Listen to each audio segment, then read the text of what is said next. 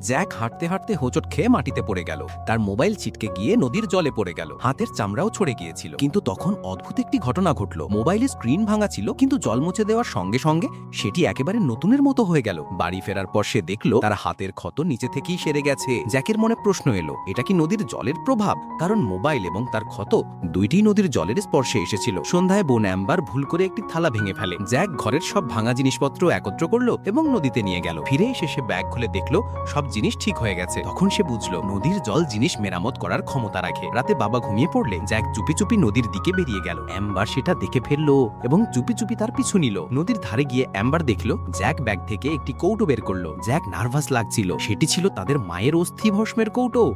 Jack চেয়েছিল নদীর জলের মাধ্যমে মাকে আবার জীবিত করে তুলতে। অ্যাম্বার এটি দেখে জিজ্ঞেস করলো সে কেন মায়ের অস্থি ভস্ম এখানে এনেছে। জ্যাক ভয় পেয়ে বলল এটি অস্থি ভস্ম নয়। অ্যাম্বার বিশ্বাস করলো না। তাদের মধ্যে টানাটানি শুরু হলো। সেই সময় অ্যাম্বারের ড্রয়িং কপি নদীর জলে পড়ে গেল। জ্যাক একটি ডাল দিয়ে সেটি তুলল এবং অ্যাম্বারকে বলল আজ রাতের ঘটনা যেন কাউকে না বলে। হঠাৎ নদীর জলে বুদবুদ উঠতে শুরু করলো। জ্যাক বুঝলো কিছু সমস্যা হয়েছে। সে অ্যাম্বারকে ধরে সেখান থেকে চলে গেল। তারা চলে যেতেই নদীর জল ফুটতে শুরু করলো। বাড়ি ফিরে তারা জানালা দিয়ে ঘরে ঢুকলো। অ্যাম্বার জ্যাককে থামালো। তার ড্রয়িং কপির সব ছবি উধাও হয়ে গেছে। জ্যাক কিছুক্ষণ চুপ করে রইল। তখন জঙ্গল থেকে একটি শব্দ শোনা গেল। জ্যাক বুঝলো নদী অ্যাম্বারের আঁকা জিনিসগুলো নিজের ভেতরে টেনে নিয়েছে। পরের দিন সকালে বাবা তাদের ডাকলেন। তারা আগেই জেগেছিল। অ্যাম্বার আলমারির ভেতরে বসেছিল। বাবা জিজ্ঞেস করলেন সে সেখানে কেন। অ্যাম্বার বলল রাতে কেউ জানালায় কড়া নাড়ছিল। বাবা বললেন হয়তো কোনো কাঠবিড়ালি ছিল। জানালা খুলে দেখা গেল তাতে হলুদ রঙের দাগ লেগে আছে। বাবা চলে যাওয়ার পর অ্যাম্বার জ্যাককে জিজ্ঞেস করলো গত রাতে আসলে কি হয়েছিল।